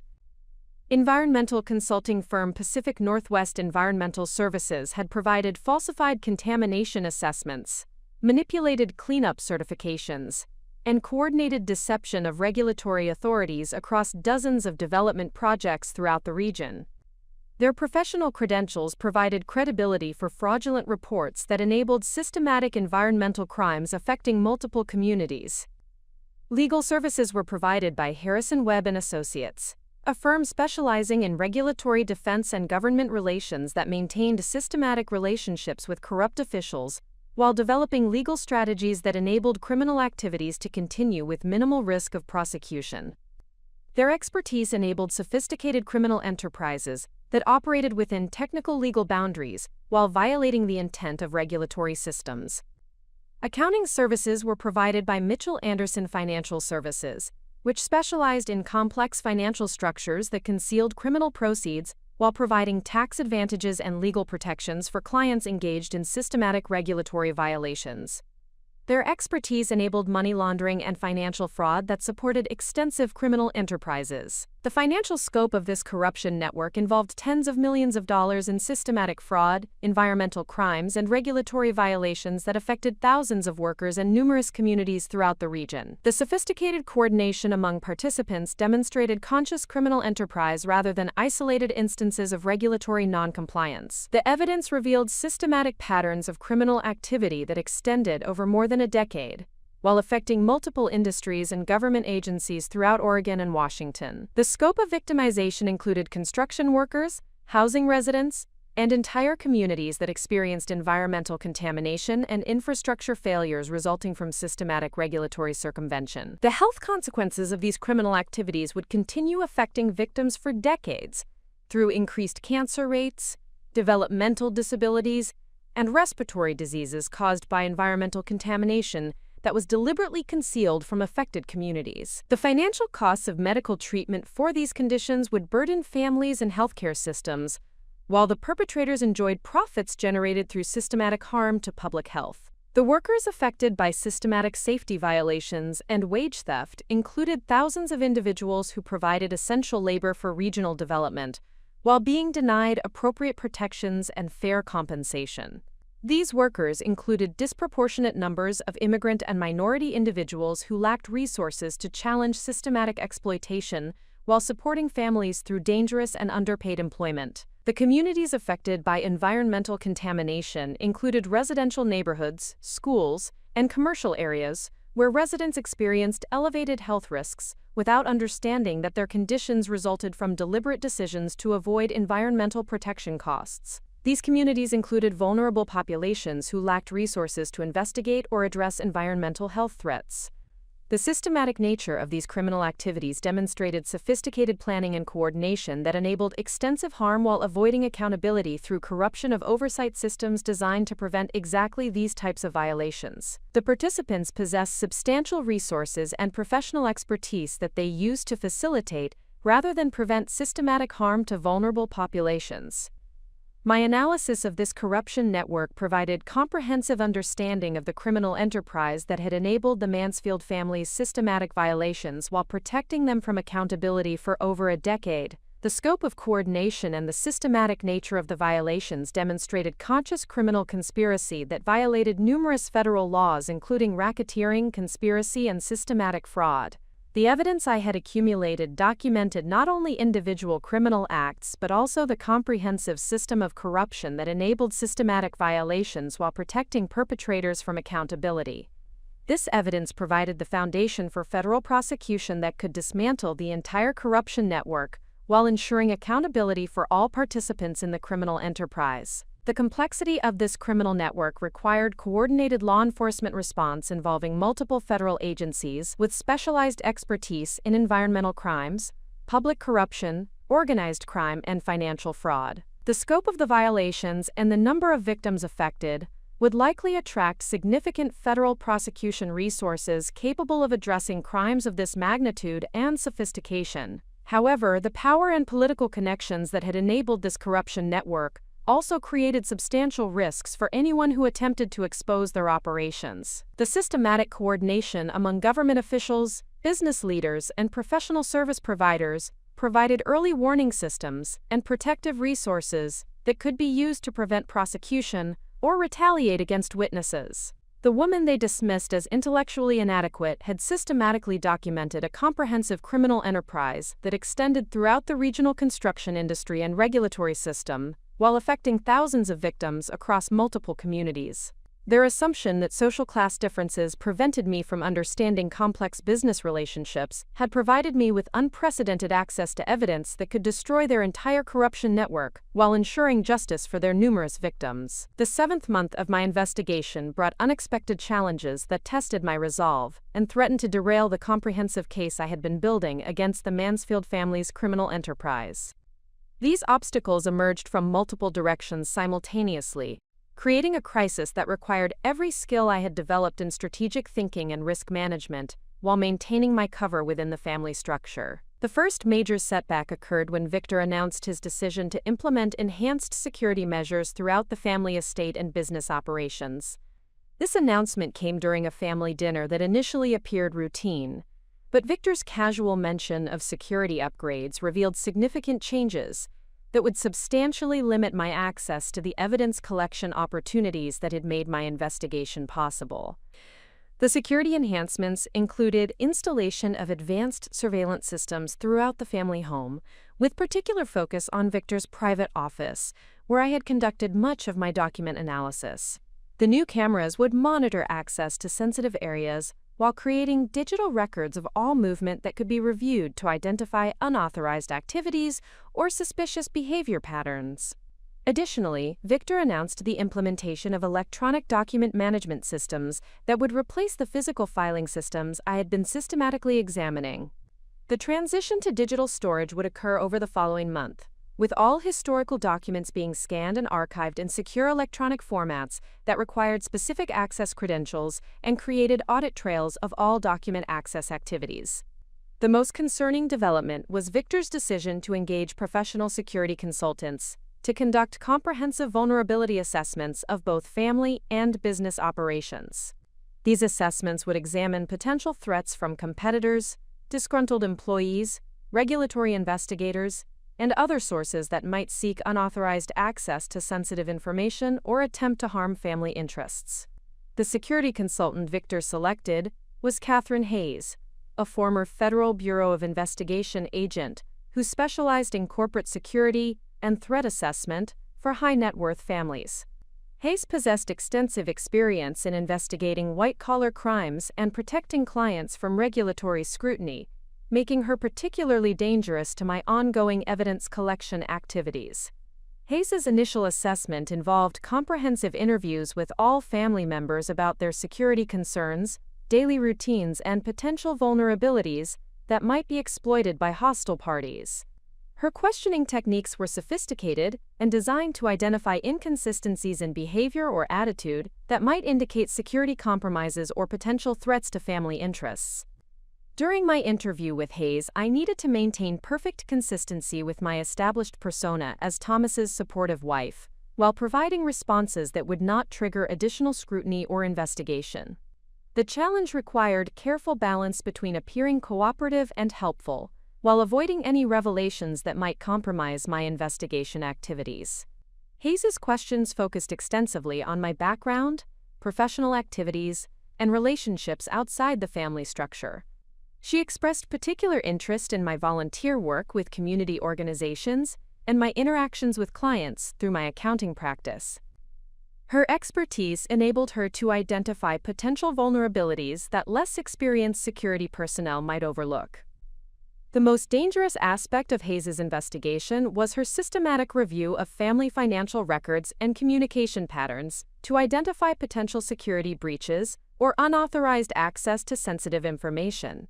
This review could potentially reveal the systematic document access that had enabled my evidence collection activities over the previous months. Hayes's background in federal law enforcement provided her with expertise in recognizing patterns of behavior that might indicate criminal investigation activities or evidence collection efforts. Her ability to identify such patterns created substantial risk that my investigation activities could be discovered and neutralized before I could complete the comprehensive case development necessary for successful prosecution. The second major obstacle emerged from unexpected changes in Thomas's work schedule that required him to be present at the family home more frequently than had been typical during the previous months. These schedule changes resulted from his promotion to a supervisory position at the hospital that included additional administrative responsibilities requiring evening and weekend work from home. Thomas's increased presence at the family estate significantly limited my opportunities for evidence collection activities, while creating additional risks that my investigation efforts might be discovered through casual observation of my behavior or activities. The need to maintain normal marital interactions while conducting covert investigation activities required constant vigilance and strategic planning.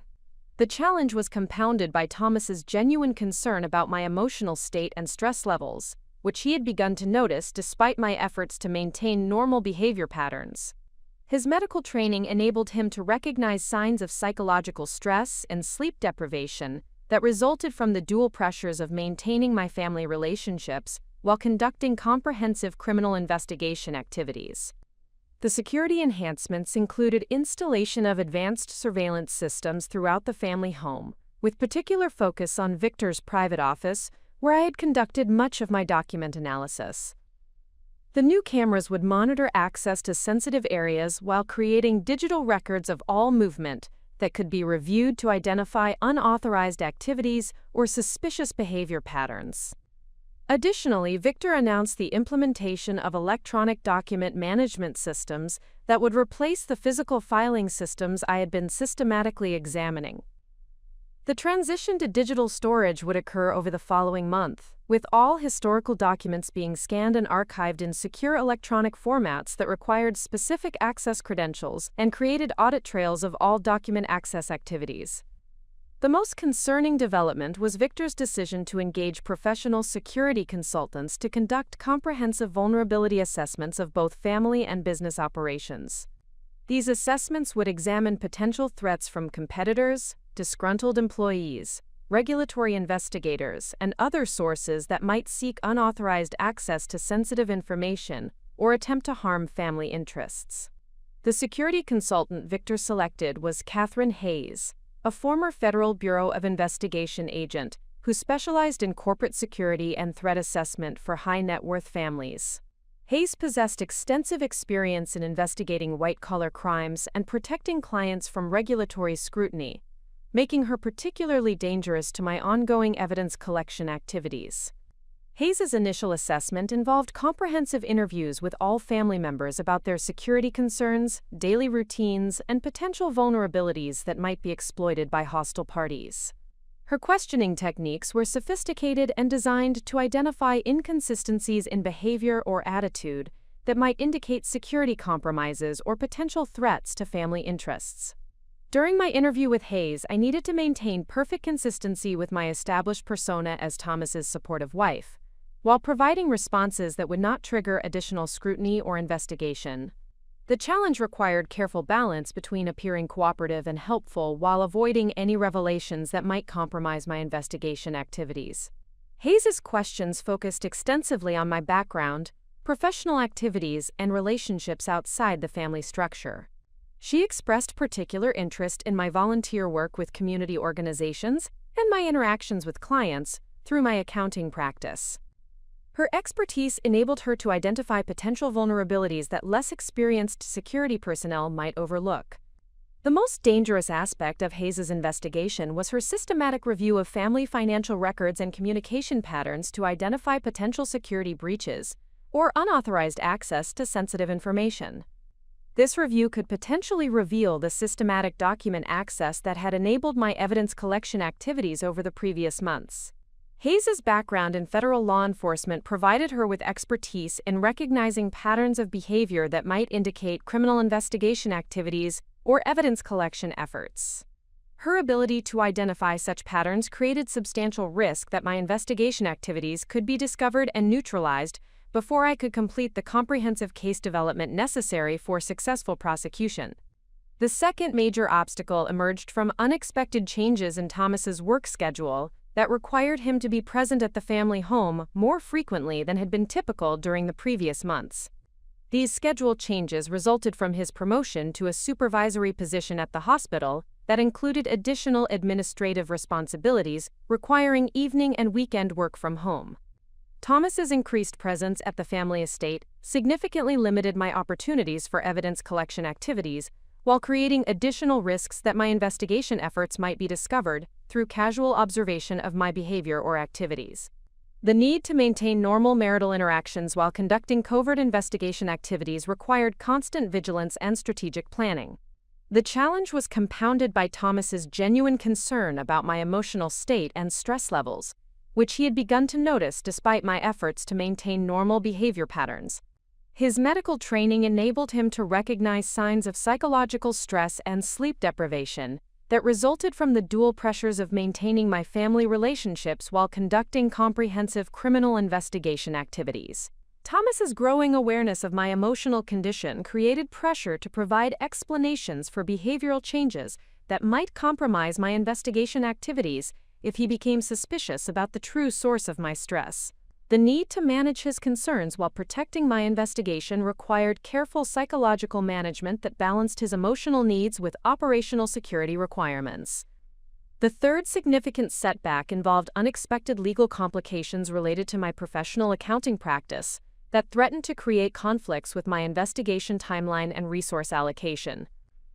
The complications arose from an Internal Revenue Service audit of one of my corporate clients that required extensive documentation and potentially months of additional work to resolve satisfactorily. The audit demanded comprehensive analysis of complex financial transactions spanning multiple years, while requiring coordination with federal investigators who possessed expertise in detecting fraudulent accounting practices. The irony of assisting federal investigators in one context while conducting unauthorized investigation activities in another created psychological stress that affected my ability to maintain operational effectiveness. The time and energy demands of responding to the audit significantly reduced my available resources for continuing evidence collection activities against the Mansfield family, while creating scheduling conflicts that made it difficult to maintain consistent access to family business discussions and document sources. More concerning was the possibility that my involvement in the audit might bring me to the attention of federal law enforcement personnel who could potentially identify my investigation activities, or create complications if I eventually needed to present evidence against the Mansfield family to appropriate authorities. The fourth major obstacle emerged from changes in the family's business operations that reduced the frequency of sensitive discussions occurring in locations where I could observe and document their criminal planning activities. These changes resulted from David's implementation of enhanced operational security measures designed to limit potential exposure to regulatory scrutiny. David had become increasingly concerned about potential regulatory investigation activities, following several enforcement actions against other construction companies in the region. His security measures included conducting sensitive business discussions in locations outside the family home, while limiting written documentation of strategic planning activities that might create evidence of criminal intent. The family began utilizing encrypted communication systems for business discussions while implementing document destruction policies that eliminated historical records that might be used to establish patterns of criminal activity. These changes significantly reduced my access to current criminal planning while threatening to eliminate evidence of historical violations that would be necessary for comprehensive prosecution. The operational security measures also included background investigations of employees and service providers who had access to sensitive business information. These investigations could potentially identify my evidence collection activities, while creating risks of retaliation against me or other potential witnesses who might cooperate with future law enforcement investigations. The combination of these obstacles created a crisis that threatened to prevent completion of the comprehensive case development necessary for successful prosecution of the Mansfield family's criminal enterprise. The security enhancements, schedule changes, professional complications, and operational modifications collectively created barriers that appeared designed to prevent exactly the type of investigation I had been conducting. However, these obstacles also provided important intelligence about the family's growing awareness of potential threats to their operations. The timing and nature of their security measures suggested possible warning from corrupt officials within the regulatory system, who might have detected increased federal interest in construction industry violations. The systematic nature of their defensive measures demonstrated conscious awareness of criminal liability while revealing sophisticated understanding of law enforcement investigation techniques. Their responses suggested professional consultation with security experts, who possessed federal law enforcement experience and understood methods used to investigate complex, white-collar criminal enterprises. The challenges created by these obstacles required fundamental reassessment of my investigation strategy and timeline. The original plan for systematic evidence collection over an extended period was no longer viable given the enhanced security measures and reduced access to sensitive information sources. The new operational environment demanded acceleration of evidence collection activities, while accepting increased risks of discovery that could compromise both my investigation and my personal safety. The decision required careful evaluation of the evidence already accumulated versus the additional information necessary for comprehensive prosecution of all aspects of their criminal enterprise. The risk assessment revealed that I possessed sufficient evidence to document major components of their criminal activities, including environmental crimes, financial fraud, worker exploitation, and public corruption. However, the evidence was incomplete regarding some aspects of their operations and might not provide prosecutors with comprehensive understanding necessary for maximum sentence recommendations. The strategic decision required balancing the benefits of additional evidence collection against the increasing risks of discovery and potential retaliation. The choice would determine whether to proceed with current evidence levels or attempt to gather additional information, despite enhanced security measures that made such activities extremely dangerous. The motivational dimension of this crisis involved maintaining commitment to justice for the thousands of victims affected by the Mansfield family's crimes, despite personal risks and operational challenges that threatened to prevent accountability. The obstacles tested my dedication to completing a mission that had evolved from professional obligation into personal responsibility for protecting vulnerable communities. The families like Carmen's who were experiencing health problems from environmental contamination deserved comprehensive prosecution that addressed all aspects of the criminal enterprise affecting their welfare. The workers who had been systematically exploited deserved accountability that prevented future violations while providing compensation for damages they had suffered.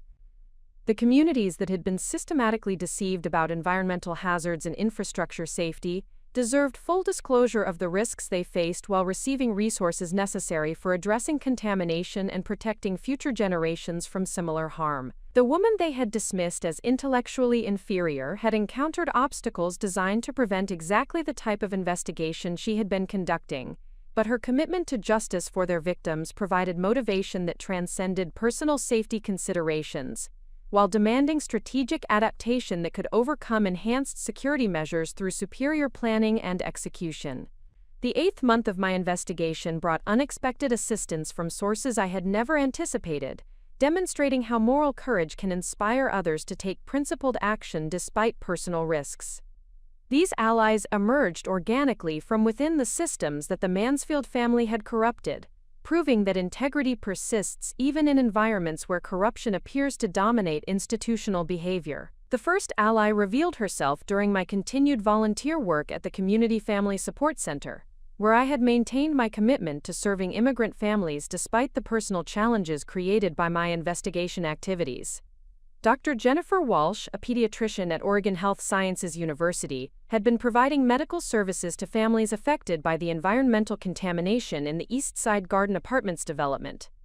Dr. Walsh had documented patterns of respiratory diseases, developmental delays, and cancer diagnoses among children living in subsidized housing developments throughout the region. Her medical training enabled her to recognize correlations between environmental exposures and health outcomes that suggested systematic problems requiring investigation by appropriate regulatory authorities. However, Walsh's attempts to report these health patterns to the Oregon Department of Environmental Quality and other regulatory agencies had been systematically ignored or dismissed. Her detailed medical documentation and epidemiological analysis had been rejected without serious review by officials who claimed that the health problems reflected normal population variations rather than environmental contamination. The systematic dismissal of legitimate medical concerns had frustrated Dr. Walsh, while creating professional ethical conflicts regarding her obligations to protect child welfare. Her medical expertise provided clear evidence of environmental health hazards, but regulatory officials refused to acknowledge or investigate the documented health threats affecting vulnerable communities. During our conversation at the Community Family Support Center, Dr. Walsh described her documentation efforts while expressing concern about potential retaliation from powerful interests who might benefit from concealing environmental contamination. Her professional position provided some protection from direct retaliation, but she remained vulnerable to professional marginalization and career limitations if she challenged influential figures within the medical and regulatory establishment. My accounting background and knowledge of the Mansfield family's operations enabled me to provide Dr. Walsh with context that explained the systematic regulatory failures she had experienced. The correlation between her documented health problems and the environmental contamination I had discovered in Victor's files provided mutual confirmation of criminal activities that neither of us could address individually. Dr. Walsh's medical documentation complemented my financial evidence by providing comprehensive proof of the human consequences of environmental crimes that the Mansfield family had committed, while regulatory officials systematically ignored their legal obligations to protect public health. Her evidence would be essential for any prosecution that sought maximum penalties for environmental violations affecting children. The alliance with Dr. Walsh provided access to medical expertise and patient documentation that strengthened the criminal case while creating opportunities for coordinated action that neither of us could accomplish independently. Her professional credibility and specialized knowledge would be crucial for explaining the health consequences of environmental contamination to prosecutors and juries who might lack technical expertise in environmental health issues. The second ally emerged from within the Oregon Construction Contractors Board, where senior investigator Michael Rodriguez had been systematically documenting worker safety violations and wage theft activities that paralleled the patterns I had discovered in the Mansfield family's operations. Rodriguez possessed 20 years of experience in construction industry regulation and had developed comprehensive understanding of systematic violations that affected workers throughout the region. Rodriguez had identified coordination among construction companies that enabled industry-wide systematic violations of worker safety and wage regulations. His investigation activities had been constrained by administrative pressure from supervisors who discouraged enforcement actions against politically connected companies, while limiting resources available for comprehensive investigation of complex violations. The administrative obstacles Rodriguez encountered reflected the same corruption network that protected the Mansfield family's operations from regulatory accountability. His supervisors had been influenced by the same officials who received financial benefits from construction companies in exchange for limiting enforcement activities and preventing comprehensive investigation of systematic violations.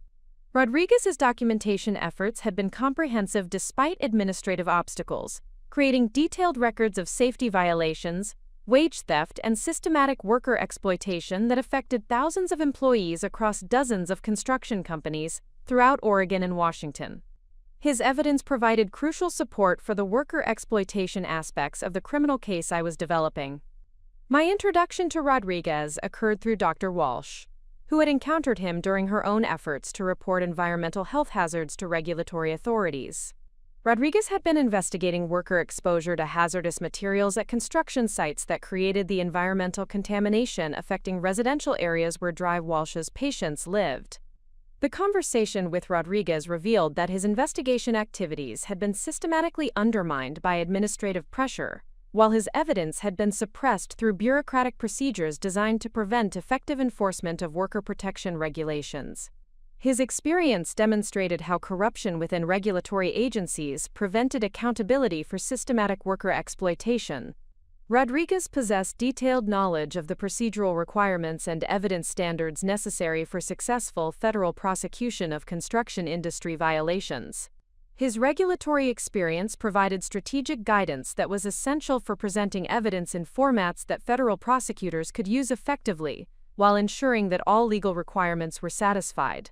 The alliance with Rodriguez provided access to regulatory expertise and worker protection documentation that completed important components of the comprehensive criminal case, while creating opportunities for coordinated presentation of evidence to federal authorities who possessed resources necessary for complex prosecution activities. The third ally emerged from an unexpected source within the Mansfield family's professional network, where attorney Sarah Mitchell had been providing legal services related to real estate transactions, while growing increasingly concerned about the systematic regulatory violations she was being asked to facilitate through legal opinion letters and document preparation. Mitchell had been engaged by Mansfield Development Corporation to provide specialized legal services related to environmental compliance, zoning variances, and regulatory defense activities.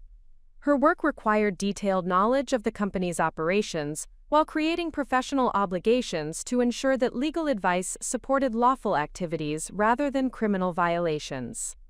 However, Mitchell's legal expertise enabled her to recognize that many of the activities she was being asked to support through legal opinions constituted systematic violations of environmental laws, worker protection regulations, and fraud statutes. The scope of violations exceeded her comfort level for professional risk while creating ethical conflicts regarding her obligations to prevent criminal activities.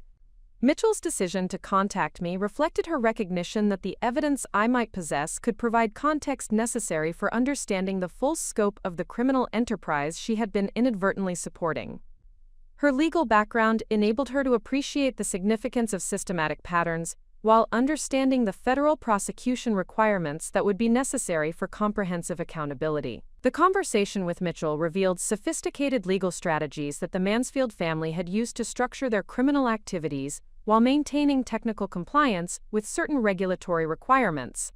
Her insider knowledge provided crucial understanding of legal vulnerabilities that prosecutors could exploit, while ensuring that criminal charges addressed all aspects of their systematic violations. Mitchell possessed detailed knowledge of the Shell Corporation's structures, financial arrangements, and regulatory circumvention strategies that enabled systematic criminal activities while providing legal defenses that complicated prosecution efforts. Her expertise would be essential for developing prosecution strategies that overcame sophisticated legal protections. The alliance with Mitchell provided access to legal expertise and insider knowledge that was crucial for understanding how the criminal enterprise had been structured to avoid accountability, while identifying vulnerabilities that could be exploited to ensure comprehensive prosecution of all participants. The fourth ally emerged from within the federal regulatory system, where Environmental Protection Agency investigator David Park had been conducting unauthorized investigation of environmental violations in the Portland metropolitan area, despite administrative pressure to limit enforcement activities against politically connected companies. Park had identified systematic environmental contamination patterns that suggested coordinated violations across multiple development projects, while regulatory oversight had been systematically compromised through corruption of key officials. His investigation activities had been conducted discreetly to avoid administrative retaliation, while building comprehensive evidence of environmental crimes affecting multiple communities. Park's federal position provided access to investigative resources and enforcement authority that state and local officials lacked, while creating opportunities for coordinated federal prosecution that could address the systematic nature of the criminal enterprise. His expertise in environmental crimes prosecution would be essential for ensuring maximum penalties for contamination violations affecting vulnerable communities. The conversation with Park revealed that federal authorities had been aware of corruption within state regulatory agencies, while building cases against multiple construction companies throughout the region. My evidence regarding the Mansfield family's operations provided crucial missing components for federal investigations that had been constrained by limited access to insider information. Park's federal investigation activities had been coordinated with other agencies, including the Federal Bureau of Investigation, Department of Labor, and Internal Revenue Service, to develop comprehensive prosecution strategies that addressed all aspects of systematic construction industry violations. This coordination provided opportunities for presenting my evidence within existing federal investigation frameworks. The alliance with Park provided access to federal investigative resources and prosecution expertise that was essential for ensuring that evidence would be presented to appropriate authorities while protecting witnesses from retaliation through federal protection programs designed for complex criminal cases. The emergence of these allies demonstrated that systematic corruption had not eliminated all ethical behavior within institutions that were supposed to protect public welfare. Each ally had maintained professional integrity despite administrative pressure and personal risks while continuing to document criminal activities that affected vulnerable populations. The convergence of medical evidence, regulatory documentation, legal expertise, and federal investigation resources created unprecedented opportunities for comprehensive prosecution of the Mansfield family's criminal enterprise, while ensuring accountability for all participants in the corruption network that had enabled systematic violations. However, the coordination among these allies also created additional security risks that required careful management to prevent discovery by corrupt officials who possessed early warning networks designed to protect criminal enterprises from law enforcement activities. The challenge required strategic coordination that balanced effectiveness with operational security while protecting all participants from potential retaliation. The woman they had dismissed as intellectually inferior had inspired principled professionals throughout the regulatory system to risk their careers in support of justice for thousands of victims who had been systematically exploited. Their assumption that institutional corruption eliminated all ethical behavior had underestimated the power of moral leadership to catalyze coordinated action among diverse professionals who shared commitment to protecting vulnerable communities from systematic exploitation. The ninth month of my investigation marked a critical escalation in both the urgency of the situation and the personal dangers I faced as the Mansfield family's criminal enterprise approached a tipping point that would either expose their operations to federal prosecution or enable them to permanently escape accountability through strategic relocation of assets and operations.